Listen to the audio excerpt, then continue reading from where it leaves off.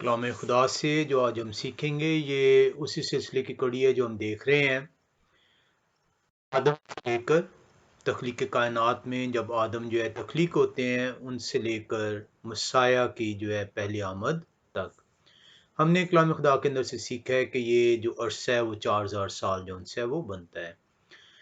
पहले हिस्से के अंदर हमने जो उनसे देखा था कि आदम से लेकर मिस्र में आने तक जो उनसे कितना अरसा जो है वो गुजरता है और हम देखते हैं कि आदम से लेकर जो है वो अब्राहम तक और अब्राहम से याकूब और याकूब से जो उनसे जब वो मिस्र में आते हैं तो उस वक्त उनकी उम्र जो है वो 110 बरस है और जो उनसे ये तख्लीक कायनात से लेकर 2304 साल बनता है।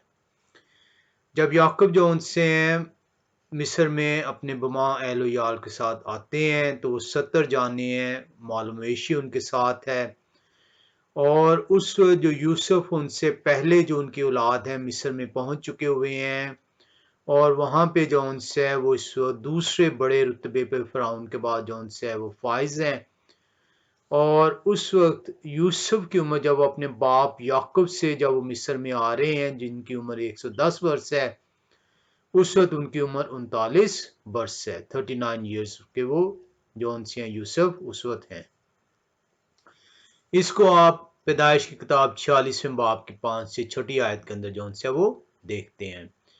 पैदाइश की किताब 5 से 46वें बाब की 5 से छठी आयत को जब आप पढ़ते हैं तो कलाम खुदा बयान करता है तब याकूब बैर सुबह से रवाना हुए और इसराइल के बेटे अपने बाप याकूब को और अपने बाल बच्चों और अपनी बीवियों को उन गाड़ियों पर ले गए जो फ़िरौन ने उनके लाने को भेजी थीं और वो अपने चुपायों और सारे मालो सबाब को जो उन्होंने मुल्क कनान में जमा किया था लेकर मिस्र में आए और याकूब के साथ उनकी सारी औलाद थी। तो यहाँ पे आप 7वीं आयत में देखते हैं वो अपने बेटों और बेटियों और पोतों और पोतियों गर्ज अपनी कुल नस्ल को अपने साथ मिस्र में ले आए। तो ये वो जब याकूब मिस्र में आते हैं तो वो 130 वर्ष के हैं। यूसुफ जो उनके बेटे हैं वो 39 वर्ष के हैं। तख्लीक कायनात से आदम की तख्लीक से लेकर याकूब के मिस्र तक पहुंचने में जो है जो अरसा लगा है वो 2304 साल का अरसा कलाम खुदा हमें बयान करता है। हम जो सीखना चाह रहे हैं हम देखना चाह रहे हैं कि मिस्र में बनी इसराइल कितने साल रहे हैं। उमूमी तौर पर आपको जो उनसे बताया गया है आपको सिखाया गया है कि बनी इसराइल मिस्र में 400 साल या 430 साल जो उनसे उन्होंने अरसा गुजारा है। कलाम खुदा जो उनसे इसको हरगिज़ ऐसा बयान नहीं करता। अफसोस का मुकाम है कि सेमिनरीज में जो तालीम दी जा रही है या जो पादरी हजरात वहाँ से तालीम हासिल कर कर आप तक पहुँचा रहे हैं ये वो कलाम का बीज है जो कि कलाम खुदा के अंदर नहीं है बल्कि ये इंसान ने जो उनसे अपनी नासमझी के बायस अपने कलाम से दूरी के बायस जो उनसे गलत तरबियत हासिल करने के बायस जो है आप तक उस बीज को बोया जो कि खुदा का कलाम नहीं है। हम जो उनसे देखते हैं कि जब याकूब आ रहे हैं तो उनके साथ उनके अहलो अयाल जो उनसे 70 जाने जो है माल मवेशी के साथ जो है वो आते हैं जिनमें लावी भी हैं उनके साथ और लावी के बेटे को हाथ भी जो उनसे उनके साथ आते हैं और ये 46वें बाब की जो है आप 8 और 11वीं आयत के अंदर इसको देख सकते हैं। मैं तमाम आयात को जो उनसे नहीं आपके सामने रखूंगा, मैं इसलिए उनका हवाला दे रहा हूँ ताकि आप जो उनसे फुर्सत में उनको देख सकें। हम देखते हैं कि याकूब जो उनसे है वो 17 वर्ष जो है वो मिस्र में जब आते हैं तो उस वक्त उनकी उम्र 130 वर्ष है और वो 17 वर्ष और जीते हैं और वो 147 वर्ष के होकर जो उनसे है वो वफात पाते हैं और ये पैदाइश की किताब 47वें बाब की 28वीं आयत के अंदर हम इसको देखते हैं। पैदाइश की किताब 47वें बाब की 28वीं आयत में आप देखें तो कलाम खुदा आपको यूं सिखाता है और याकूब मुल्क मिस्र में 17 वर्ष और जिए सो याकूब की कुल उम्र 147 वर्ष की हुई। तो आप देख रहे हैं कि जब याकूब जो है तख्लीक कायनात के बाद जो उनसे जब वो मिस्र में आ रहे हैं तो उस वक्त जो तख्लीक कायनात से याकूब 110 वर्ष के हैं और मिस्र में आने तक का अरसा जो है 2304 साल है। उसमें आप 17 साल और ऐड करें जो कि याकूब मिस्र में उसके बाद गुजारते हैं और 147 साल की उम्र में जो उनसे वफात पाते हैं, तो वो आपको 2321वां साल जो उनसे बनेगा। हम देखते हैं कि याकूब जो है जब वो मिस्र में आते हैं तो यूसुफ की उम्र 39 वर्ष है, और 17 साल उस 39 वर्ष में ऐड करें तो याकूब जो उनसे हैं उस जो यूसुफ हैं उस टाइम पे जो है वो 56 वर्ष के हैं। वो 54 वर्ष और जो उनसे अपने बाप के मरने के बाद जो उनसे वो और जीते हैं, और 110 वर्ष की उम्र में जो उनसे उनकी वफात होती है। और इसको आप जो उनसे पैदाइश की किताब 50वें बाब की जो है 22 और 26वीं आयत में देख सकते हैं। तो पैदाइश की किताब 50वें बाब में जब आप जाएं तो वहां पे आप 22वीं और 26वीं आयत का मुतालिया करें तो वहां पे यूसुफ की वफात का जिक्र है। कलाम खुदा बयान करता है पैदाइश 50 बाब 22वीं आयत में, और यूसुफ और उनके बाप के घर के लोग मिस्र में रहे और यूसुफ 110 वर्ष तक जीते रहे। और 26वीं आयत बयान करती है, और यूसुफ ने 110 वर्ष के होकर वफात पाई और उन्होंने उनकी लाश में खुशबू भरी और उन्हें मिस्र ही में ताबूत में रखा। तो आप देख रहे हैं कि यूसुफ जो उनसे हैं वो 110 वर्ष की उम्र में वफात पाते हैं, और तख्लीक कायनात का ये जो साल बनता है आपने 2321 के अंदर जब जो उनसे याकूब ने वफात पाई थी उसके जो उनसे आप 54 वर्ष 17 वर्ष 54 वर्ष और ऐड करें तो उसके अंदर जो है बन जाता है 2375वां साल। हमने देखा था कि जब याकूब जो है मिस्र में आते हैं तो वो अपने अहलो यार के साथ आते हैं, अपने मालूम वेशी के साथ वो आते हैं। 70 जाने उनके साथ हैं जिनमें उनके बेटे और पोतियां शामिल हैं, और जो उनसे उनमें लावी भी हैं, और लावी से जो उनसे कोहात भी जो उनसे है वो मिस्र में आने से पहले पैदा हो चुके हैं। कोहात से जो उनसे अमराम पैदा होते हैं, और ये अमराम जो पैदा होते हैं इनसे आगे मोशे, हारून और जो उनसे मरियम की वलादत ठहरती है। मोशे जो है अमराम से 64 साल के बाद पैदा होते हैं, और 2375 में आप 64 साल ऐड करें तो ये 2439वां साल बनता है जब मोशे जो उनसे है वो पैदाइश उनकी ठहरती है। अब मोशे जो उनसे हैं वो 80 वर्ष के हैं जब वो मिस्र से लेके जो उनसे है बनी इसराइल को कूच करते हैं खुदा कदूस के वादे के मुताबिक। तो 2439 में आप 80 वर्ष ऐड करें तो ये 2519वां वर्ष है जब बनी इसराइल जो है मोशे की क़यादत में जो 80 वर्ष के हैं वो लेकर जो है वो मिस्र से कूच करते हैं। तो आपने देखा कि बनी इसराइल हरगिज हरगिज 400 साल या 430 साल मिस्र में नहीं रही, बल्कि जब वो याकूब उन्हें जब लेकर मिस्र में आते हैं 70 जानों को अपने मालूम ताको तो 2304 साल है। और जब वो मोशे की कदम में जब मोशे 80 वर्ष के हैं वो मिस्र से कूच करते हैं, खरूज जिसे आप कहते हैं, तो वो 2519वां साल है। तो अगर आप 2519 से आप 2304 साल माइनस करें, मनफी करें, तो ये आपको जो है 215 साल जो उनसे कर्सा बयान होता है। और ये 215 साल जो उनसे हैं ये वो वक्त है जब बनी इसराइल जो उनसे है मिस्र में याकूब जब वो आते हैं 70 जानों को लेकर, और मोशे 80 वर्ष के होके जब उन्हें खरूज करते हैं, तो ये 215 साल का अरसा बनता है। ये हरगिज हरगिज 400 या 430 साल का नहीं बनता। अफसोस का मुकाम है कि आपने भी इसको गलत समझा, आपने भी इसको जो उनसे सही तहकीक इसकी ना की, और आपने महज आयतों को लेकर जो उनसे उनको बगैर उनकी तहकीक किए, बगैर उन्हें जाने एक एक आयत को पढ़ के आप जो उनसे उस गुमराही का सबब ठहरे। और उन पर अफसोस जिन्होंने आपको इस गुमराही में मुब्तला किया, उन सेमिनरियों पर अफसोस जहाँ पे खुदा के कलाम की तरबियत दी जानी थी लेकिन वो इंसानी अहकाम को जो उनसे अफजल जाना गया। मिशंस की दीवारों में उनकी जंजीरों के अंदर रहते हुए इन पादरियों ने तालीम हासिल की है, और उस बीज को जो इंसानी बीज है ना कि खुदा के कलाम का बीज आप तक पहुंचाया जाता है। हम देख रहे हैं कि 2519वां साल बनी इसराइल जो उनसी है वो मिस्र की गुलामी से जो है निकल रही है, और अब जो उनसे मिस्र की गुलामी से निकलने के बाद अपने गुनाहों की बाइस जो उनसे वो बयाबान में 40 वर्ष तक भटकती है। और आपको इल्म है कि ये जो उनसे खरूज की किताब में भी इसका जिक्र है और इसको गिनती की किताब में 32वें बाब की 13वीं आयत में बयान किया गया है कि बनी इसराइल बयाबान में 40 वर्ष तक भटकती रही। अब 2519 के अंदर अगर आप 40 और ऐड करें तो 2559वां साल बनता है जब बनी इसराइल जो सी बयाबान में जो सी भटकती रहती है। जब तक मोशे जो से हैं 80 वर्ष की उम्र से निकलते हैं बनी इसराइल को लेकर और 40 वर्ष जो से बयाबान में गुजरते हैं और 120 वर्ष के उम्र में उनकी वफात जो सी है वो होती है। आप जो उनसे देखते हैं कि मोशे की वफात के बाद जो उनसे ये अमूमी तौर पे नाम बगाड़ के यशवा कहा गया है।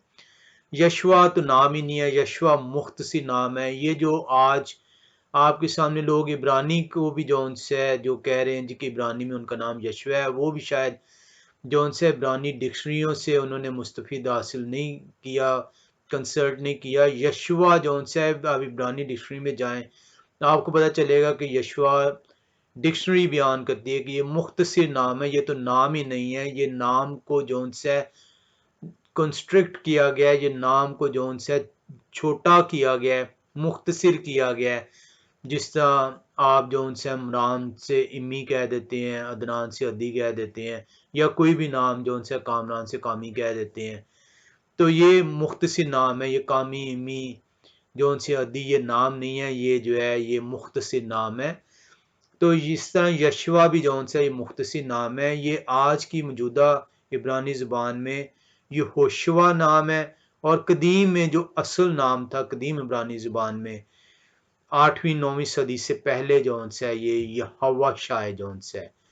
तो यशवा नाम नहीं है। बाइबल में भी जो उर्दू ट्रांसलेटर्स हैं उन्होंने गलती की हुई है इस नाम को तहकीक किए बगैर जो उनसे है, बल्कि सिर्फ इस नाम नहीं बहुत सारे नामों को जो उनसे है बाइबल ने जो है ये अपनी नासमझी के बायस ट्रांसलेटर्स ने जो उनसे है इन्होंने जो है जब उर्दू में या इंग्लिश में ट्रांसलेट किया तो इब्रानी नामों को जो उनसे है वो तब्दील कर दिया है।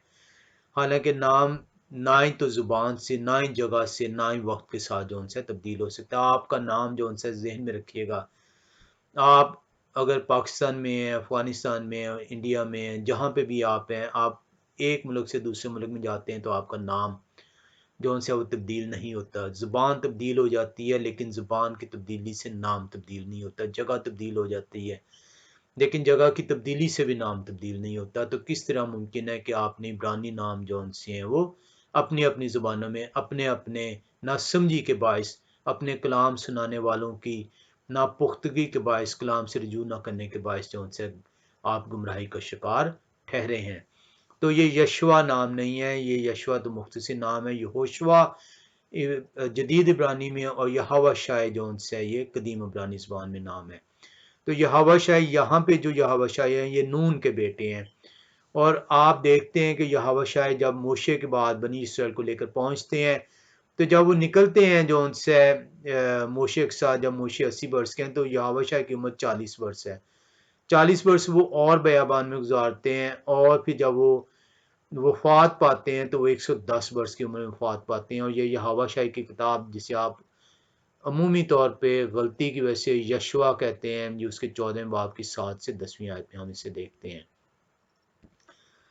हम यशवा की किताब 14वें बाब की 7 से 10वीं आयत का मुतालिया करें तो वहाँ पे कलाम खुदा बयान करता है, जब यहोवा खुदावंद के बंदा मोशे ने कादिस बन्नी में मुझको इस मुल्क का हाल दरियाफ्त करने को भेजा, उस वक्त मैं 40 वर्ष का था। यशवा जिनको आप कहते हैं यहोवा शाह नून के बेटे फरमा रहे हैं कि वो 140 वर्ष के जब मोशे जो उनसे बयाबान में उनको भेजते हैं कि जाएं जाके जो है वादी की ज़मीन की बात मालूम करें। और मैंने उनको वही खबर ला कर दी जो मेरे दिल में थी। तो भी मेरे भाइयों ने जो मेरे साथ गए थे लोगों के दिलों को पिघला दिया, लेकिन मैंने ये हवा अपने खुदा की पूरी पैरवी की। तब मोशे ने उस दिन कसम खाकर कहा कि जिस ज़मीन पर आपके कदम पड़ा है वो हमेशा के लिए आपकी और आपके बेटों की मिरास ठहरेगी, क्योंकि आपने ये हवा खुदाउन मेरे खुदा की पूरी पैरवी की है। और अब देखें, जब से यह खुदावंद ने ये बात मूसे से कही तब से इन 45 वर्षों तक जिनमें बनी इसराइल बयाबान में वारा फिरते रहे, यह वक्त ने मुझे अपने कॉल के मुताबिक जीता रखा और अब देखे मैं आज के दिन 85 वर्ष का हूँ। तो वो मोशे के बाद जो उनसे बनी इसराइल को लेकर वो पहुंचते हैं। 40 वर्ष तो वो गुजर चुका है। 5 वर्ष जो उनसे अब वो इस वादे की ज़मीन में हो चुके हुए हैं। 45 वर्ष जो उनसे है वो गुजर चुके हैं खरूज किए हुए। 40 वर्ष के थे जब खरूज किया था, 45 वर्ष में ऐड करें तो 85 बनते हैं। और अगर आप इसी 24वें बाब की 29वीं आयत को देखें, यहोवा शाही की किताब जो नून के बेटे हैं, इसके 24वें बाब की 29वीं आयत, वहाँ पे यहोवा शाही की वफात का जिक्र है और उसमें लिखा हुआ है इन बातों के बाद यूं हुआ कि नून के बेटे यहोवा शाही यहोवा खुदावंद के बंदे 110 वर्ष के होकर रहलत करके, तो 110 वर्ष टोटल उनकी जो सी उम्र बनती है। यानी बयाबान के 40 वर्ष के बाद 30 वर्ष और ऐड करें तो यहोवा शाही जो सी है वो जिंदा रहते हैं। तो बयाबान के 40 वर्ष जो आपने देखा था ये 2559 बनते हैं। इसमें 30 और ऐड करें तो 2579 जो उनसे 89 जो उनसे ये बनते हैं जब यहोवा शाह नून के बेटे जो उनसे हैं वो वफात पाते हैं। तो अभी तक हमने ये देखा है कि तख्लीक कायनात से लेके जब बनी इसराइल जो उनसे हैं वो खरूज करते हैं और खरूज करके बयाबान में आवारा भटकते हैं और बयाबान से वादे की ज़मीन में आते हैं और वादे की ज़मीन में आए हुए उन्हें 30 वर्ष हो चुके हैं। यहोवा शाह नून के बेटे उन्हें लेकर आते हैं और जब उनकी वफात होती है तो उस वक्त तक का अरसा तख्लीक कायनात से 2589वां साल बनता है। अब हमने जो उनसे ये देखा था ऊपर के क्या उस कहते हैं जो बनी इसराइल है वो किसी भी सूरत जो उनसी है 400 या 430 साल मिस्र में नहीं रही। बनी इसराइल जो है याकूब की मौजूदगी में आती है। 70 उनकी जाने हैं, मालूम था उनके साथ है याकूब के साथ। याकूब 130 वर्ष के हैं जब वो इस मिस्र में आते हैं। 2304वां साल है और जब वो मिस्र से निकलते हैं तो 2519वां साल है। 215 साल का कुल अरसा बनी इसराइल मिस्र में जौन सी गुजारती है। अब ये इस 400 और 430 को जौन से हमने सीखना है और इसको हम जौन से कलाम खुदा ही की रहनुमाई से जो है वो सीखेंगे और देखेंगे कि ये गलती जौन सी है ये क्यों मुमकिन ठहरी है। ये गलती जौन सी है क्यों जौन सी है ये बीज गलती का बोया गया है। ये क्यों जो है सेमिनरियों में ये गलत तालीम दी गई। क्यों सेमिनरियों में किसी को जौन सा ये तौफीक नहीं कि वो खुदा के कलाम की तरफ रजू करें, तहकीक करें और जौन से कलाम को दुरुस्तगी के साथ, उस कलाम के बीज को जो खुदा का कलाम है दुरुस्तगी के साथ जौन से वो बोएं ताकि वो जड़ पकड़े और फले और फूले और सौगना फल लेकर आए। अफसोस आज के जौन से जो पादरी हजरात हैं, आज के जो उनसे जो कलाम सुनाने वाले हैं, जो फादर हैं, जो मुबशर हैं, वो महज एक आर्टिकल पढ़ते हैं, महज कोर्स की किताबें, वो कलाम खुदा की तरफ रजू नहीं करते। खुदा से तलीम याफ्ता होने को नाचीज वो जानते हैं। वो सिर्फ सर्टिफिकेट हासिल करना चाहते हैं और सर्टिफिकेट लेकर वो अपनी अपनी तजारत जो उनसी है कलाम के ज़रिए से जो है वो कर रहे हैं ताकि वो उनकी ज़िंदगी जो उनसी है गुजर बसर सके। उनके ज़िम्मे तो खुदा के कलाम का बीज बोना था, लेकिन उन्होंने उस बीज की बजाय जो उनसे इंसानी जंजीरों के अंदर रहते हुए, उन कैद के अंदर रहते हुए, अपनी मिशनों के ताबे रहते हुए मिशनों के कलाम को जो उनसे आप तक पहुँचाया और आपने भी जो उनसे उसको कबूल किया और इसी वजह से आज जो उनसे आप उस दुख और जुल्मत और गमगीनी का जो उनसे शिकार ठहरे हैं। आए हम जो उनसे देखें कि इस बीज को बोने के लिए तरीक़ेकार कलाम खुदा क्या बताता है, किस तरीके से आप जो उनसे खुदा के कलाम को जो उनसे वो सीख पाएंगे, किस तरीके से खुदा का कलाम खुदा से जो उनसे आप तक पहुंचेगा, खुदा की वसीले से जो उनसे आपकी तरबियत मुमकिन ठहरेगी और आपकी कबूलियत होगी। ज़हन में रखिएगा कबूलियत उस वक्त होती है जब आप रजू करते हैं। रजू जो उनसे करने के लिए आपको खुदा की तरफ आना होगा, अपने आप को खाली करना होगा और खुदा से मांगना होगा और खुदा से हिकमत तलब करनी होगी। तभी खुदा जो उनसे आपको कबूल करेंगे और कबूलियत के नतीजे में आप मकबूल ठहरेंगे और उस कलाम को जो खुदा से आपको जो उनसे हासिल हुआ होगा उसको आप जो उनसे लेकर आगे जो उनसे उसको बोएंगे उस बीज को, ताकि वो तरक्की करता चला जाए और इसी तरीके से आपको शर्मिंदगी का सामना ना करना पड़ेगा। आज ये पादरी हजरात जो सेमिनरियों से तलीम याफ्ता हैं, जो कि गलत तालीमात आप तक जो उनसे पहुंचाते हैं, आज इनके साथ आप बैठेंगे तो ये शर्मिंदा होंगे, इसलिए शर्मिंदा हो गए क्योंकि इन्होंने खुदा के कलाम से रजू नहीं किया, बल्कि ये सेमिनरियों में, मिशन की कैदों में जो उनसे सिर्फ महज सर्टिफिकेट हासिल करने के लिए इन्होंने तालीमात पाई हैं। आए हम देखें कलाम खुदा में क्या सिखाते हैं। हम दूसरे तिमोथियुस के 2 बाब की 15वीं आयत में आएंगे। दूसरा तिमोथियुस 2 बाब की 15वीं आयत में जब आप जाएं तो कलाम खुदा आपको यूं सिखाता है। कलाम खुदा बताता है आपको अपने आप को खुदा के सामने मकबूल और ऐसे काम करने वाले की तरह पेश करने की कोशिश कर जिसको शर्मिंदा ना होना पड़े और जो हक के कलाम को दुरुस्ती से काम में लाता हो। अपने आप को खुदा के सामने मकबूल कैसे करेंगे? जब आप रजू करेंगे। रजू करने से क्या होगा? खुदा आपको जो उनसे कबूलियत का दर्जा बख्शेंगे। जब कबूलियत होगी आपकी, जब आप खुदा की तरफ किसी की तरफ रजू करते हैं तभी आपकी कबूलियत होती है। आप रजू किए बगैर कैसे जो उनसे कबूलियत हासिल कर सकते हैं? और कबूलियत नहीं होगी तो आपकी मकबूल जो उनसे आप कैसे ठहरेंगे? और मकबूलियत नहीं होगी तो आप उस बीज को जो खुदा से हासिल किया होगा किस तरीके से जो उनसे वो बो सकेंगे? और जब बो नहीं सकेंगे तो आपको शर्मिंदगी जो उनसे उठानी पड़ेगी। इसीलिए कलाम खुदा आपको दूसरा तिमोथियुस 2 बाब की 15वीं आयत में वाज़े प्लान देता है कि किस तरीके से आपने कलाम को सीखना है, किस तरीके से खुदा से रजू करना है, किस तरीके से खुदा से मकबूलियत हासिल करनी है, किस तरीके से उस मकबूलियत के सबब से आपको शर्मिंदगी का सामना नहीं करना पड़ेगा, बल्कि आप कलाम को दुरुस्तगी के साथ जो उनसे उस बीज को बो सकेंगे।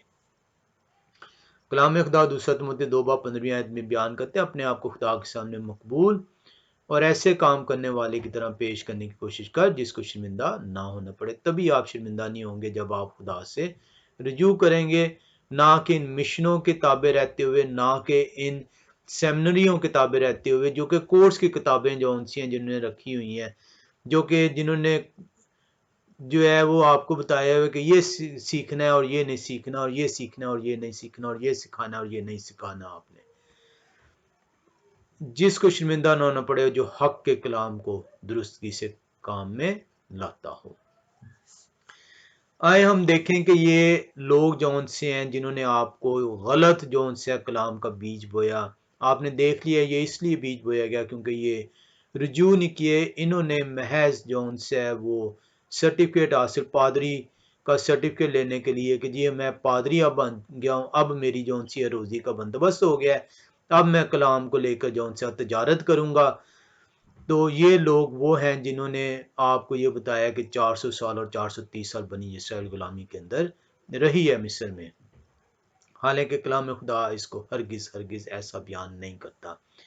आए हम जो उनसे हवाले में चलते हैं पैदाइश की किताब 15वें बाब की 13 से 16वीं आयत के अंदर। जब आप पैदाइश की किताब 15वें बाब में आए और उसकी 13 से 16वीं आयत का मुतालिया करें तो कलाम खुदा आपको यूं बयान करता है।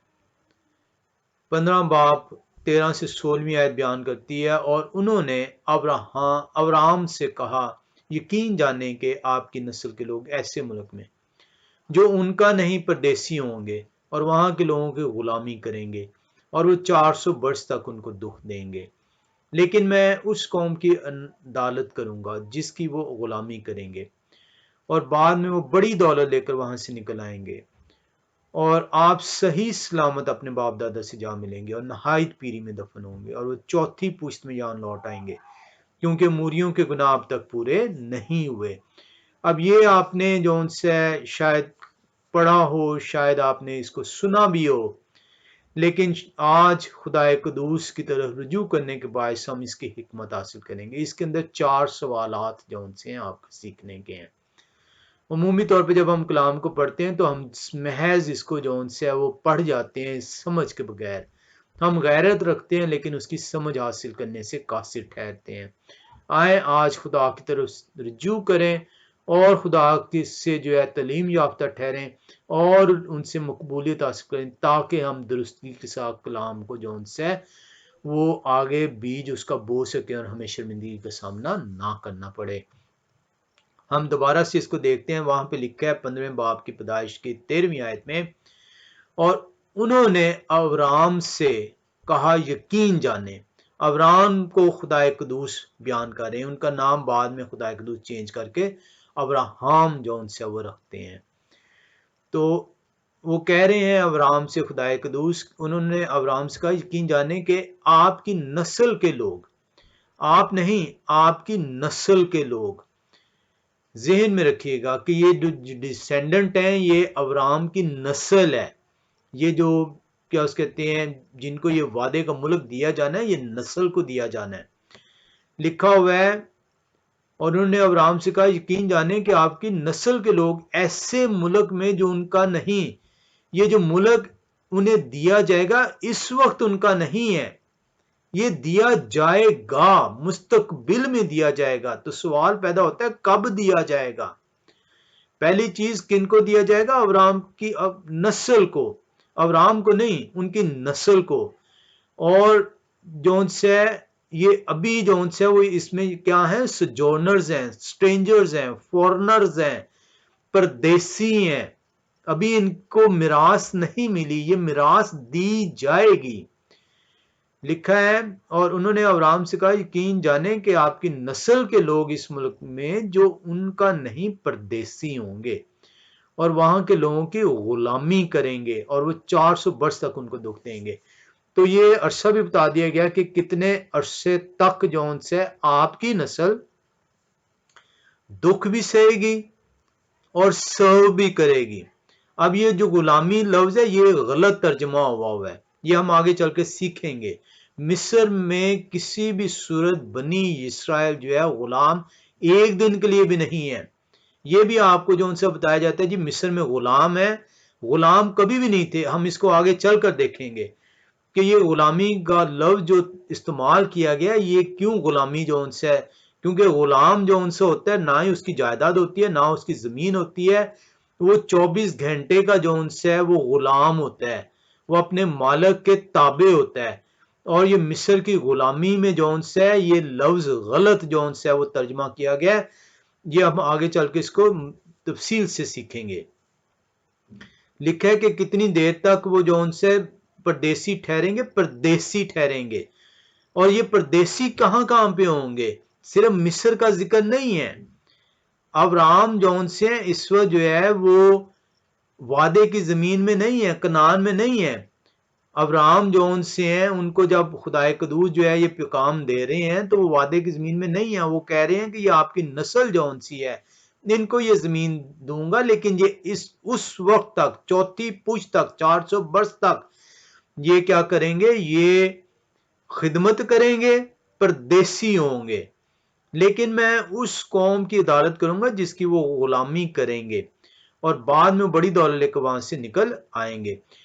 जब वो निकलेंगे, वो जब वो वर्ष पूरे होंगे, जब वो चौथी नस्ल पूरी होगी, जब वो 400 वर्ष का अरसा पूरा होगा, 400 वर्ष उस जगह पे नहीं जो कि जहां से वो निकलेंगे, 400 वर्ष के कंप्लीट अरसे को आज से लेकर जब मैं आपसे बात कर रहा हूं उस वक्त से हरगिज हरगिज मिस्र के मुतालिक जो है 400 वर्ष का जिक्र नहीं किया गया था। मिस्र से निकलने का बयान किया गया कि जब वहां से वो निकलेंगे उस मुल्क से जिसमें वो परदेसी होंगे, जब वहां से निकलेंगे तो दौलत लेकर निकलेंगे, लिखा हुआ है। और आप सही सलामत अपने बाप दादा से जा मिलेंगे और नहायत पीरी में दफन होंगे। अब्राहम को कह दिया गया था कि आपको तो ये वादे की जमीन नहीं दी जा रही, आपकी नस्ल को दी जा रही है। और चौथी नस्ल जौन सी है, पहली भी नहीं, दूसरी भी नहीं, तीसरी भी नहीं, चौथी नस्ल जौन सी है उससे जौन से ये जमीन जो है उसको मिलेगी। और वो ये तकरीबन आपका जो अरसा बन रहा है ये 400 वर्ष का अरसा बन रहा है, 4 नस्लों तक का। तो ये चीज जौन सी है आपके जेहन में रखनी चाहिए। और मिस्र में जौन से याकूब गए और याकूब जौन सी है वो दूसरी नस्ल है। तो 4 तो नस्लें ही नहीं है जब जौन सी है कलाम खुदा बयान करता है, 4 नस्लें तो मिस्र में रही नहीं है। और इसीलिए 215 साल का जौन सा अरसा बना है जब वो मिस्र में याकूब लेकर पहुंचते हैं 2304 साल में, और जब वो निकलते हैं 2519वें साल में, तो 215 साल का अरसा बनता है। सिर्फ 2 नस्लें जौन सी हैं जो है वहां पे रही हैं, याकूब से लावी और लावी से जो है कोहात, और कोहात जो उनसे उनसे अमराम जो है वो पैदा हो रहे हैं, अमराम से मोशे। तो ये चीजें जो सी हैं, अब्राहम की जो नस्ल है वो याकूब जो है वहां पे जा रहे हैं, याकूब दूसरी नस्ल है।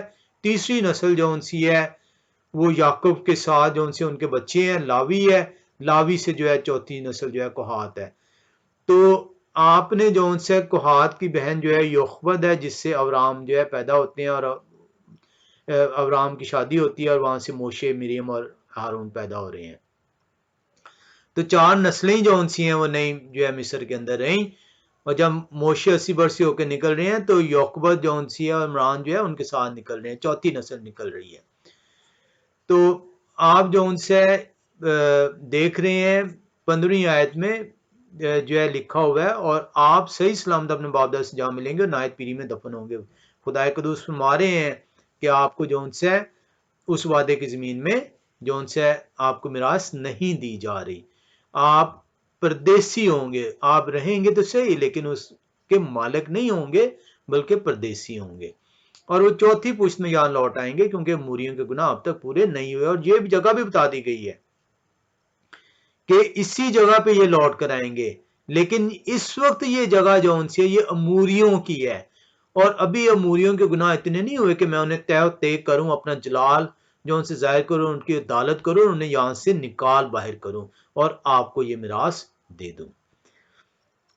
तो कलाम खुदा जो उनसे बड़े वाजे तौर पे बयान करता है। अब इसके अंदर जो उनसे जो हमने जो सीखनी है वो चीज, पहली चीज सीखनी है कि परदेसी लफ्ज, परदेसी कहां कहां पे जो उनसे बनी इसराइल जो उनसे अब्राहम से जब बात की गई है, तो उस बनी इसराइल कहां कहां जो उनसे किस किस इलाके में जो उनसे वो रहे हैं जहां पे वो परदेसी हैं और उनकी मिरास नहीं है। महज मिस्र जो उनसे उसके अंदर वो परदेसी नहीं रहे, और भी इलाकों के अंदर वो परदेसी ही गर्दाने गए थे, और हम ये कलाम खुदा से सीखेंगे। दूसरी हमने इसके अंदर जो उनसे जो लफ्ज देखना है वो देखना है कि ये जो गुलामी जो उर्दू में तर्जमा किया गया है, या स्लेवरी जो उनसे अमूमी तौर पे आप इंग्लिश में इसको लफ्ज को देखते हैं कि इस्राइल्स वर स्लेव्स इन द इजिप्ट। वो कभी भी किसी भी वक्त स्लेव नहीं थे, कभी भी उन्होंने स्लेवरी नहीं की।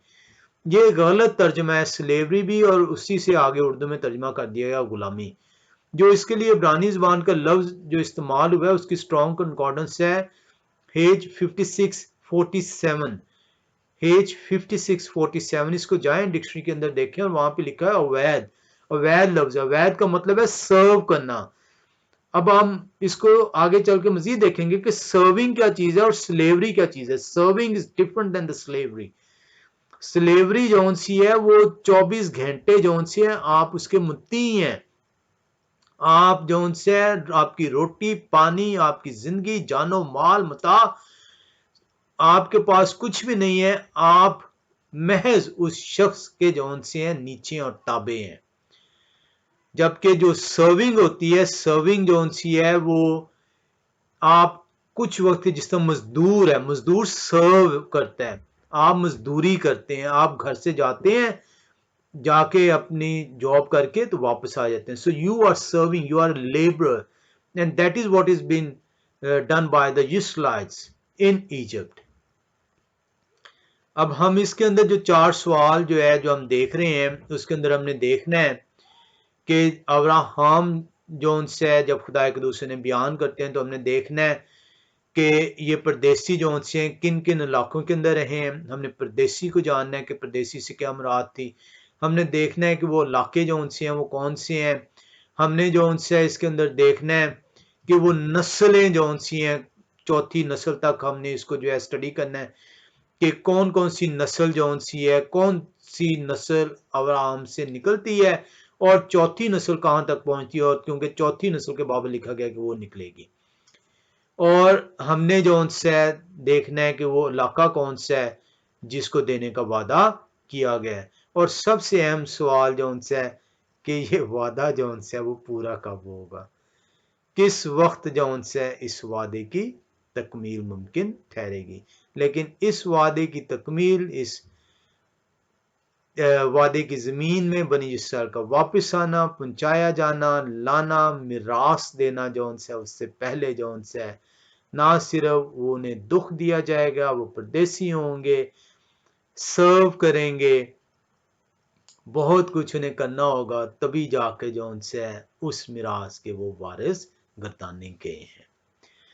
अब आप देखेंगे जब खुदाए कदूस जो उनसे अब्राम से कहते हैं, आपने इल्म है आपको कि अब्राम जो उनसे हैं वो अपने बाप के साथ जो है वो कादेश से निकलते हैं और हारान में पहुंचते हैं। हारान में जो उनसे उनके बाप की जो जो तारा है, तारख अमूमी तौर पर उर्दू में कहा जाता है, तेरा जो उनसे इब्रानी ज़ुबान में लफ्ज़ है, या तेरा जो उनसे कहा जाता है, वो जो है वो वफात पा जाते हैं और उसके बाद वहाँ से हारान से खुदा कदूस फिर उन्हें कहते हैं कि यहाँ से निकलें और जो उनसे उस ज़मीन में चलें जिसको मैंने आपकी नस्ल को देना है, और वो वहाँ से रवाना होते हैं और कनान में आते हैं। अब्राहम जो उनसे 15वें बाब की अगर आप दूसरी आयत में चलें तो वहाँ पे खुदा कदूस से सवाल करते हैं। 15वें बाब की दूसरी आयत में अब्राहम कहते हैं, अब्राहम ने कहा, आए यहोवा खुदा, आप मुझे क्या देंगे? आप मुझे कह तो रहे हैं कि निकलें यहाँ से, आप मुझे कह रहे हैं कि मैं आपकी नस्ल को दूंगा, आप मुझे कह रहे हैं मैं आपको मालो दौलत से आरास्ता करूंगा, आप मुझे कह रहे हैं कि मैं आपको एक बड़ी कौम बनाऊंगा। अब्राहम खुदाए कदूस से सवाल करते हैं। अब्राहम जो उनसे है वो इस बात को भी समझ नहीं पाए कि खुदाए कदूस जो उनसे जो कह रहे हैं वो इंसान नहीं है जो बगैर सोचे समझे बयान कर देता है और जो पूरा नहीं कर पाता, जो कि जिसकी कुव्वत महदूद है। ये खुदा, ये तख्लीक कार है जो ये बात कह रहे हैं, और वो जो कह रहे हैं वो मेरी अभी समझ में तो नहीं आ रही, लेकिन वो इसे पूरा करने में हर सूरत जो उनसे वो कादर है।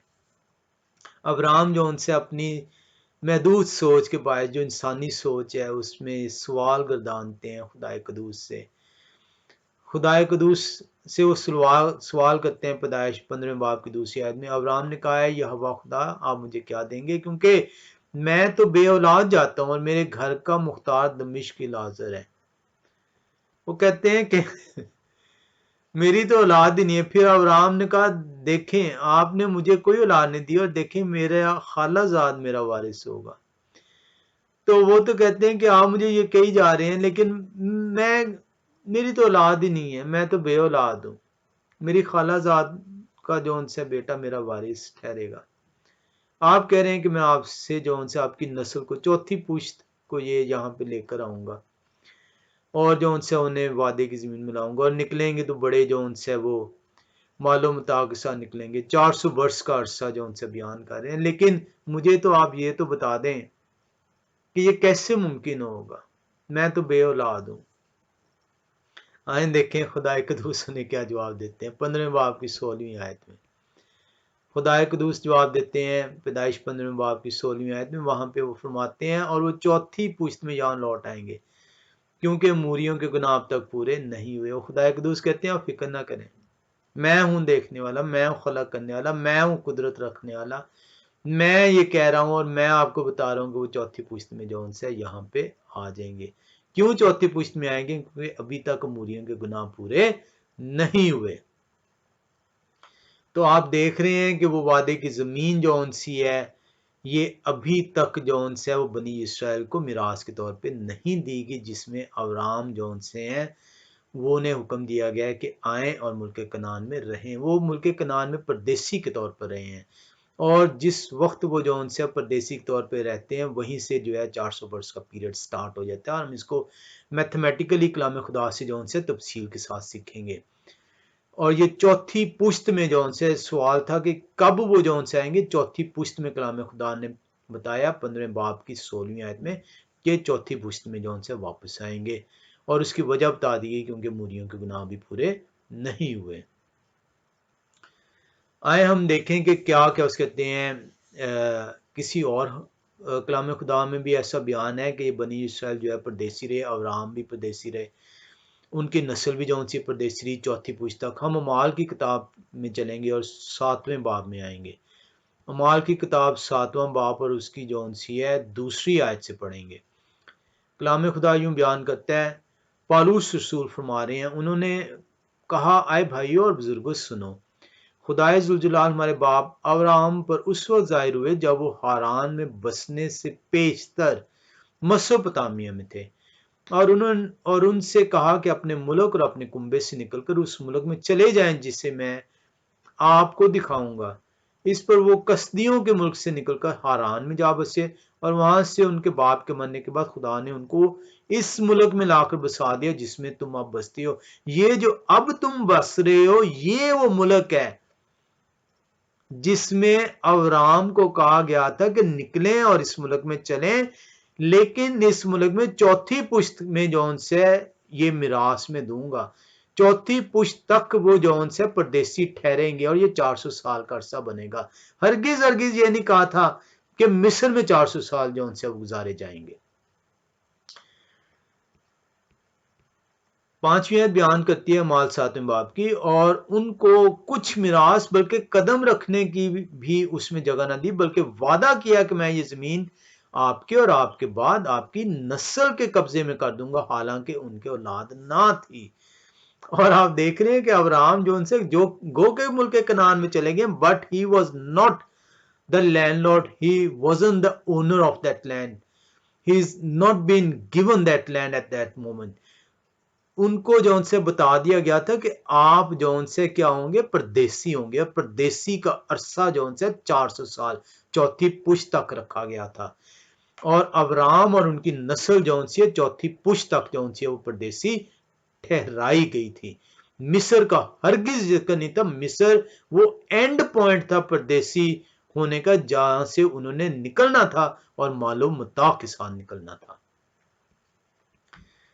लिखा और खुदा ने यह फरमाया कि आपकी नस्ल गैर मुल्क में परदेसी होगी, वो उनको गुलामी में रखेंगे और 400 वर्ष तक उनसे बदसलूकी करेंगे। फिर खुदा ने कहा कि जिस कौम की वो गुलामी में रहेंगे उसको मैं सजा दूंगा और उसके बाद वो निकलकर इस जगह मेरी इबादत करेंगे।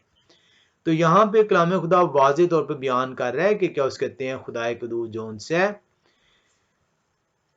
अब्राहम से जो वादा फरमाते हैं चौथी नस्ल तक का, 4 नस्लें हमने गिनी है। वो कौन कौन सी नस्लें हैं जो परदेसी जो उनसी हैं रही हैं, और 4 नस्लों के बाद जो उनसी जो नस्ल थी उसको चौथी पुश्त तक लिखा हुआ था कि वो परदेसी ठहरेंगे, यानी 4 नस्लें।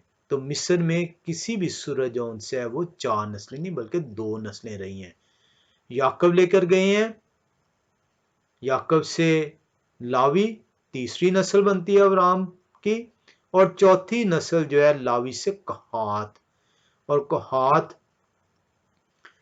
की जो बहन है योखबद वो अमराम से शादी करती हैं और अमराम से मोशे, मरियम और हारून पैदा होते हैं, और वो जो उनसे इनको लेकर निकलते हैं।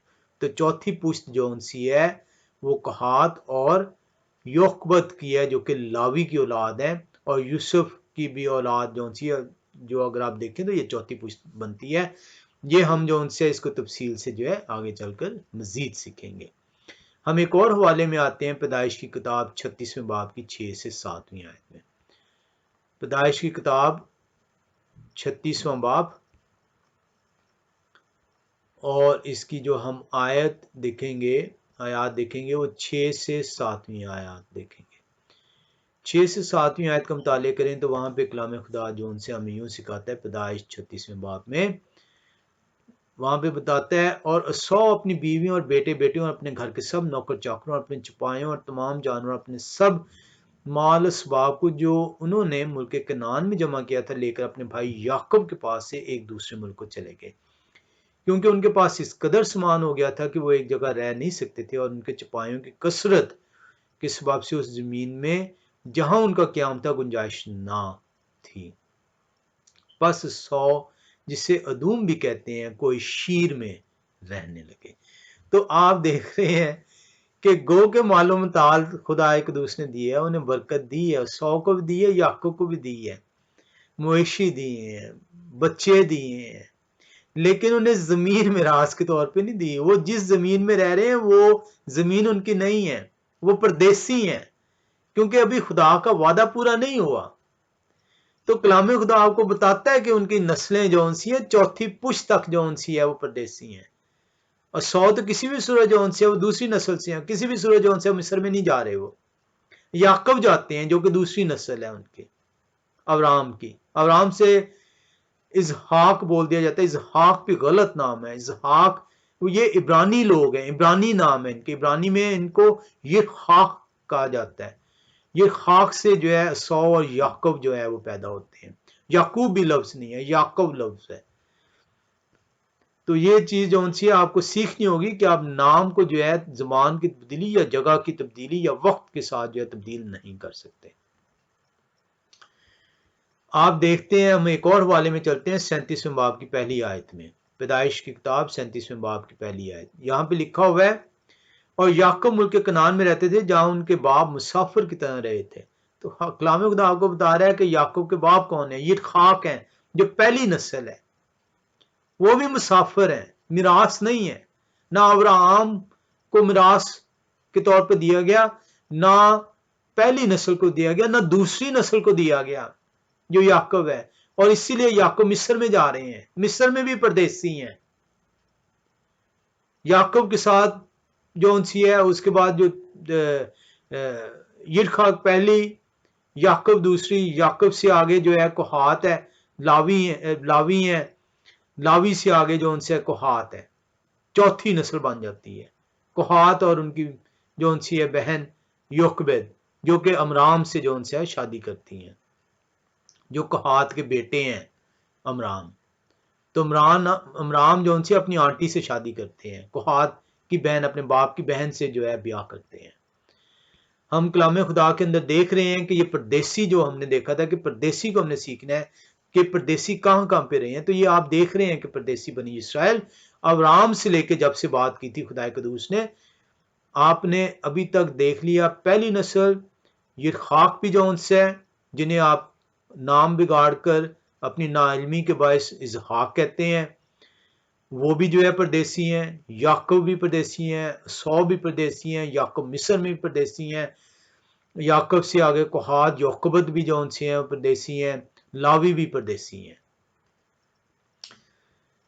हम जो उनसे कलाम खुदा के अंदर देख रहे हैं कि ये कब जो उनसे है ये वहां पर उस वादे की जमीन में आएंगे, और ये चार पुश्तें जो उनसी हैं उन्हें परदेसी रहना होगा और उन्हें सर्व करना होगा, उन्हें जुल्म सितम सहना होगा।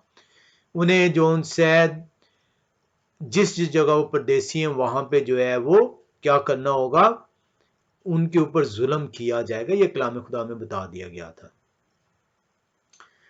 हम जो उनसे इसके अंदर देखेंगे कि कब किस वक्त जो उनसे अब्राहम की नस्ल को जो उनसे मुल्क दिया जाएगा। आए हम इस्तिश्ना की किताब के अंदर देखते हैं और देखते हैं कि वो कौन सा लम्हा है जब ये मिरास जो है सौंपी जाएगी। इस्तिश्ना की किताब पहले बाब में आएंगे हम। इस्तिश्ना की किताब पहला बाब और उसकी 20 और 21वीं आयत आपको इस सवाल का जवाब देगी कि किस वक्त ये 400 साल मुकम्मल होंगे। ये हरगिज हरगिज जो उनसे 400 साल का जिक्र कलाम खुदा के अंदर जो उनसे मिस्र की गुलामी में जब वो रहे हैं तो वो नहीं है। इस्तिश्ना पहला बाब 20वीं आयत और 21वीं आयत में देखें तो वहां पे लिखा है, वहां मैंने तुमको कहा कि तुम अमूरियों के कोहिस्तानी मुल्क तक आ गए हो, जिससे यहोवा खुदावंद हमारे खुदा हमको देते हैं। उसी मुल्क में अब्राम पहुंचाए गए, लेकिन मिरास नहीं दी गई, परदेसी रहे। यिड़खाक भी परदेसी रहे। उनसे आगे याकूब दूसरी नस्ल और सौ पैदा हुए, वो भी परदेसी रहे। आपने देखा याकूब भी जो उनसे है वो कूच किया मिस्र की तरफ, और सौ भी अशीर की तरफ चले गए। याकूब से आगे उनके बच्चे जो है लावी हैं, यूसुफ हैं, 12 जो उनसे हैं बच्चे हैं उनके, वो भी जो उनसे मिस्र में हैं। तो ये तीसरी नस्ल है। उनसे आगे जो बच्चे हो रहे हैं वो चौथी नस्ल है। 4 नस्लों के बाद जो उनसे वो जो है मिस्र से आ रहे हैं, बाहर दूसरी नस्ल पे जा रहे हैं और चौथी नस्ल के बाद निकल रहे हैं। तो ये 2 नस्लें जो उनसी हैं, दूसरी तीसरी और चौथी नस्ल जो उनसी है। दूसरी और तीसरी जो उनसी है वो ऑलरेडी मिस्र में जाने से पहले हो चुकी हुई थी। मिस्र में चौथी नस्ल जो उनसी हुई है। तो ये जो उनसी है 215 साल आपको बनते हैं। तो कलाम खुदा को जब आप खुदा से हिकमत हासिल करते हैं, खुदा से रजू करते हैं, तो खुदा आपको देने के लिए तैयार है। वो तो कहते हैं कदम बढ़ाओ और मैं आपके साथ हूं, मैं तेरे अंदर अपनी रूह डालूंगा, मैं तुझे हिकमत इनायत फरमाऊंगा। 21वीं आयत बताती है, देख उस मुल्क को यहोवा खुदाउन तेरे खुदा ने तेरे सामने कर दिया है। अब ये बनी इसराइल 400 साल मुकम्मल होने के बाद अब उस वादे की जमीन में, उसी जमीन में जिसको देने का वादा अब्राहम जिसमें रहे, ये खाक जिसमें रहे, याकूब मिस्र में जाने से पहले जिसमें रहे, असौ जिसमें रहे, उसमें वो बनी इसराइल को लेकर आ रहे हैं चौथी नस्ल के बाद। क्योंकि ये खुदा है जो अपने वादे में देर नहीं करते, जिस तरह कहते हैं उसके मुताबिक वो करने में कुदरत रखते हैं और उसे पूरा करते हैं। सो तू जा और जैसा यहोवा खुदावंद तेरे बाप दादा खुदा ने तुझसे कहा है, तू उस पर कब्जा कर और ना खौफ खा ना हरासा हो। तो कलाम खुदा आपको वाज़े तौर पर बता रहा है कि किस वक्त जो उनसे बनी इसराइल जो है वो मिरास को हासिल करती है और वो कौन सा इलाका है। 39वीं आयत बता रही है, और तुम्हारे बाल बच्चे जिनके बारे में तुमने कहा था कि लूट में जाएंगे, और तुम्हारे लड़के बाले जिनको आज भले और बुरे की भी तमीज नहीं, ये वहां जाएंगे और ये मुल्क मैं इन्हीं को दूंगा और ये उस पर कब्जा करेंगे। तो ये वो अमूरियों का था जो आपने पैदाइश 15वें बाब की 13 से 16वीं आयत में पढ़ा था, मुल्क कनान जहां पे जो है बनी इसराइल आते हैं। तो कलाम खुदा आपको वाज़े तौर पे बयान करता है कि इस वक्त से पहले, जिसको स्तिशना की किताब पहले बाब की 20वीं और 21वीं आयत में बयान किया गया है, बनी इसराइल 4 पुश्तें गुजार चुकी हुई है अब्राहम से लेकर, वो अब उस मिरास के मुल्क में जो कनान का इलाका है उसमें वो वापस आते हैं और खुदाए कदूस अपने वादे के मुताबिक उनको लेकर चलते हैं। हमने जो उनसे जो देखा था, इसके अंदर मैंने आपसे जिक्र किया था कि जो मिस्र के अंदर है, किसी भी वक्त किसी भी लम्हे जो उनसे है बनी इसराइल जो उनसी है वो गुलाम नहीं ठहरी। जो लफ्ज़ गुलाम उर्दू में तर्जमा किया गया है, इंग्लिश में स्लेवरी तर्जमा किया गया, गलत तर्जमा है। ये इब्रानी ज़बान का लफ्ज़ जिसकी स्ट्रॉन्ग कंकॉर्डेंस H5647 है, अवैध है। अवैध का मतलब है सर्व करना, फोर्सफुली सर्व करना, यानी जुल्म के तहत सर्व करना, मजबूरी के तहत सर्व करना, लेकिन गुलाम नहीं है। गुलाम ना मालूमता रखता है, ना उसकी जान की कोई कीमत होती है, ना उसकी कोई जमीन होती है। हम जो उनसे इसको देखेंगे, और जुल्म भी जो उनसे जो किया जाएगा उसके लिए जो लफ्ज़ इस्तेमाल हुए इब्रानी ज़बान में अन्ना है, और अन्ना 6301 स्ट्रॉन्ग कंकॉर्डेंस इसकी बनती है। आए हम देखें कि क्या बनी इसराइल मिस्र में गुलाम थे या नहीं। अफसोस का मुकाम फिर से मुझे कहना पड़ेगा कि इन सेमिनरियों पर अफसोस, इन सेमिनरियों से निकलने वाले पादरियों पर अफसोस, जो पादरी नहीं बल्कि ताजर हैं, कलाम के ताजर, जो महज अपनी मिशनों के ताबे रहते हुए मिशनों की तालीमात को दे रहे हैं, ना कि खुदा के कलाम की तरबियत जौन सी है वो इनके जिम्मे सौंपी गई है। इसीलिए जब इनसे सवाल किया जाता है तो ये शर्मिंदगी का बायस ठहरते हैं। आपने दूसरे तिमोथियस दूसरे बाब की 15वीं आयत में देख लिया था, कलाम खुदा ने आपको वाज़े तौर पे सिखाया था कि आप जो उनसे कभी भी किसी भी सूरत जो उनसे आप शर्मिंदगी का बायस नहीं ठहरेंगे अगर आप को खुदा की तरफ से कबूलियत बख्शी जाएगी। और कबूलियत बख्शने के लिए आपको खुदा की तरफ रुजू करना होगा, खुदा से मकबूल ठहरना होगा। खुदा से मकबूल ठहरेंगे तो तभी आप उस कलाम को दुरुस्तगी के साथ जो है वो उसका बीज बो पाएंगे और आपको शर्मिंदा नहीं होना पड़ेगा। आए हम देखें कि क्या बनी इसराइल गुलाम थे। आए हम देखते हैं खरूज की किताब 8वें बाब के अंदर। खुरूज की किताब 8वां बाब और उसकी अगर आप 21वीं और 22वीं आयत को देखें तो कलाम खुदा आपको यूं सिखाता है। खुरूज की किताब 8वां बाब 21वीं और 22वीं आयत लिखा हुआ है,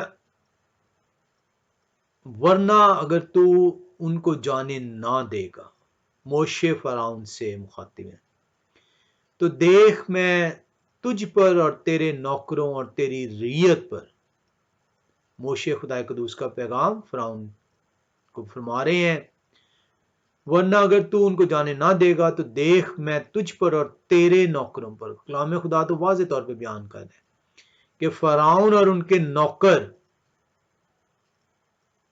बनी इस्राएल नहीं है, मिस्री हैं। फराउन मिस्री है और उसके नौकर भी मिस्री हैं।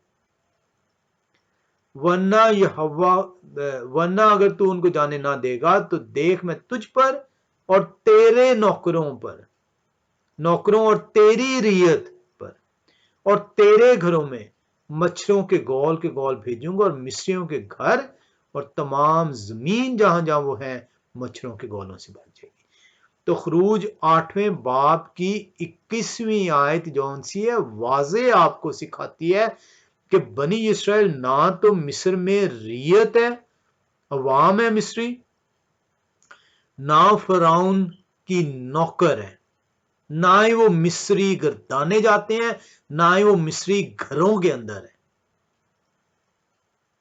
वाजे आपको कलाम खुदा बयान करता है कि किसी भी सूरत बनी इस्राएल मिस्र के अंदर गुलाम नहीं है, ना वो गुलाम है, नौकर है, रियत है, अवाम है, ना वो मिस्री है, ना मिस्रियों के घरों के अंदर है। 22वीं आयत बनी इस्राएल के मुतालिक क्या बताती है, और मैं उस दिन जश्न के इलाका को, जो बनी इस्राएल है वो मिस्र में जश्न के इलाके में थे, उनका अपना इलाका था। ये इसी तरीके से जिस तरह आप अपने अपने घरों में हैं, आप जॉब के लिए निकलते हैं, कारोबार के लिए निकलते हैं, आप गुलाम नहीं हैं किसी के, आप मजदूरी के लिए निकलते हैं, आप अपने घर की जौन सी है जो मुआशरती उसका जिम्मेदारी उसे अदा करने के लिए निकलते हैं।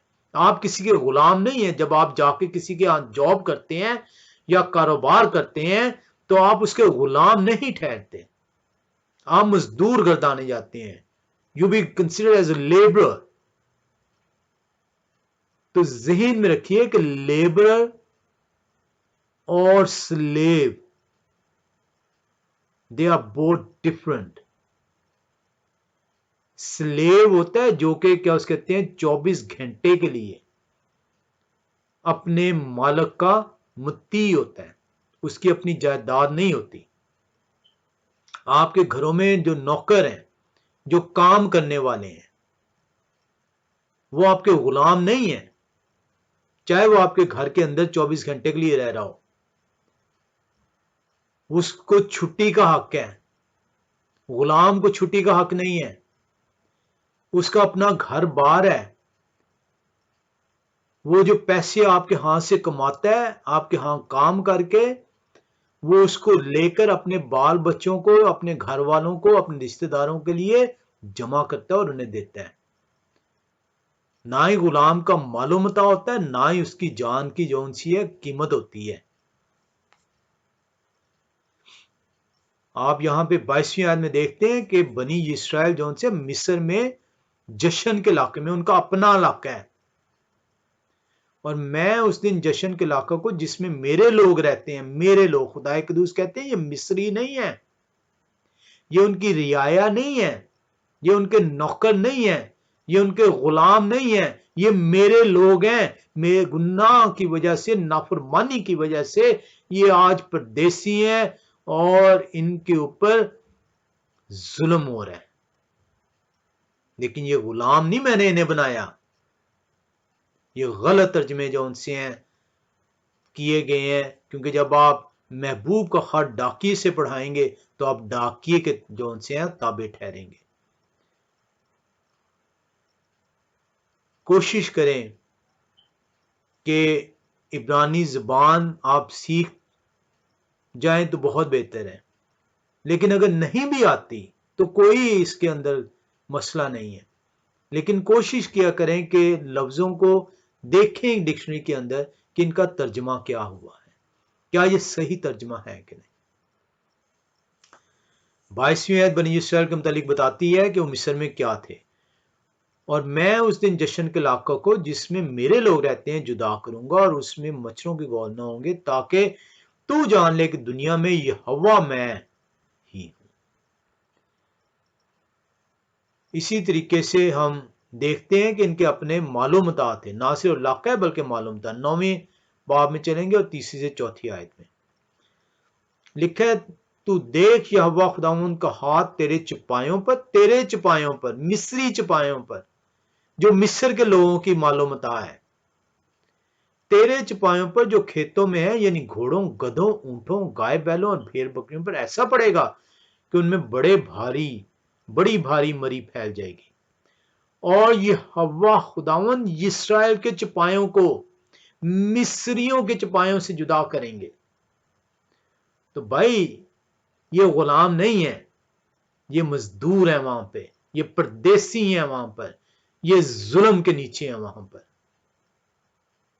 और मजदूरी भी बयान की गई है कि किस किस्म की ये मजदूरी करते थे, बयान की जा रही है 4थी आयत में। और यहोवा खुदावंद इस्राएल के चिपायों को मिस्रियों के चिपायों से जुदा करेंगे, और जो बनी इस्राएल के हैं उनमें से एक भी नहीं मरेगा। तो आप देखते हैं कि कलाम खुदा आपको बयान करता है कि बनी इस्राएल एक लम्हे के लिए भी जो उनसे वो गुलाम नहीं है, नौकर नहीं है, रियाया नहीं है, मिस्रियों के घरों के अंदर नहीं है। उनका अपना इलाका है, उनके अपने मालूमता है, वो उनके अपने घर हैं, और वो महज परदेसी हैं। वो जुल्म के नीचे अपने गुनाहों के बायस, और मिस्रियों के मजदूर जो उनसे गर्दाने गए हैं। गुलाम नहीं, मजदूर और गुलाम में फर्क है। और अगर आपको फर्क नजर नहीं आता मजदूर और गुलाम में, तो फिर आप भी जो जॉब कर रहे हैं आप अपने एम्प्लॉयर के गुलाम ठहरेंगे। अगर आप अपने एम्प्लॉयर के एम्प्लॉई हैं, उसे सिर्फ सर्व कर रहे हैं, कंपनी को सर्व कर रहे हैं, तो आप लेबर हैं, you are not a slave. तो अगर आप स्लेव नहीं है, तो मिस्री जो उनसे हैं उनके भी बनी इसराइल गुलाम नहीं है। कलाम खुदा बताता है वो महज मजदूरी करते थे, और इस मजदूरी को भी बयान किया गया खरूज की किताब 5वें बाब के अंदर। खरूज की किताब 5वां बाब इस मजदूरी को बयान करता है कि किस किस्म की जो उनसे है वहां पे जो परदेसी है बनी इसराइल मिस्र में, किस किस्म की मजदूरी जो है वो करते हैं। 5वें बाब की 7 से 8वीं आयत में हम चलेंगे। कलाम खुदा बयान करता है कि अब आगे को तुम इन लोगों को ईंटें बनाने के लिए भूस ना देना, जैसे अब तक देते रहे। वो खुद ही जाकर अपने लिए भूस बटोरे, और उनसे उतनी ईंटें बनवाना जितनी वो अब तक बनाते हैं। तुम उसमें से कुछ ना घटाना, क्योंकि वो काहिल हो गए हैं। इसलिए चिल्ला चिल्ला कहते हैं कि हमको जाने दो कि हम अपने खुदा के लिए कुर्बानी करें। तो ये मजदूरी भी बयान है। बनी इस्राइल ना सिर्फ मिस्री रियाया नहीं है, मिस्रियों के घरों के अंदर जो उनसे उनकी बुदोबाश नहीं है, मिस्रियों के नौकर नहीं है, बल्कि उनका अपना इलाका जश्न के इलाके में अपने घर है, और उनके अपने माल मवेशी मौजूद है। परदेसी है, मिस्रियों की मजदूर है, और मजदूरी जो उनसी है ईंटें बनाते हैं सड़कों के लिए, इमारतों के लिए। हम इसको जो उनसे आज यहीं तक जो है वो रखेंगे। हम इसके बाद इसके अगले हिस्से मेरी कोशिश थी कि मैं इसको आगे तक ले जाऊं, उस नस्ल तक। हमने परदेसी तक को तो देख लिया है, गुलाम भी देख लिया है कि ये परदेसी गुलाम नहीं है। मेरी कोशिश थी कि उस नस्ल को जो है 4 नस्लों को भी जो उनसे हम देख लें कि वो 4 नस्लें कौन कौन सी हैं, लेकिन वो वक्त की कमी से हम जो उनसे इसको आज नहीं देख पाएंगे। हम इसको अगली मर्तबा जो उनसे ना सिर्फ उस जो उनसे नस्ल को देखेंगे, बल्कि जो है हम इसके बाद उस हिस्से को मैथमेटिकली जो उनसे वो देखेंगे कि किस तरीके से जो उनसे बनी इसराइल जो उनसी है, जो कलाम खुदा पैदाइश की किताब 15वें बाब 15वें बाब की 13 से 16वीं आयत में बयान करते हैं। वो 400 साल का अरसा, चौथी पुश्त, इसको मैथमेटिकली कलाम खुदा से जो है सीखने की जो उनसी है खुदा कदूस से हिकमत को हासिल करेंगे, ताकि जो उनसे हम दुरुस्तगी को जो दुरुस्तगी से कलाम को जो उनसे है वो काम में ला सकें, इस कलाम के बीज को एक दूसरे के अंदर जो है बो सकें, ताकि हम में से हर एक जो उनसे है कोई 30, 60, 100 गुना जो है फल ला सके। खुदाए कदूस आपको, आपके ख़ानदान को अपनी हिकमत से मामूर फरमाएं, ताकि आप उनकी हिकमत के वसीले से अपनी ज़िंदगियों में कसरत से जो उनसे है उस बरकत को जिसे उन्होंने देने का वादा किया है हासिल कर पाएं। खुदा कदूस आप सबको बरकत दें। आमीन।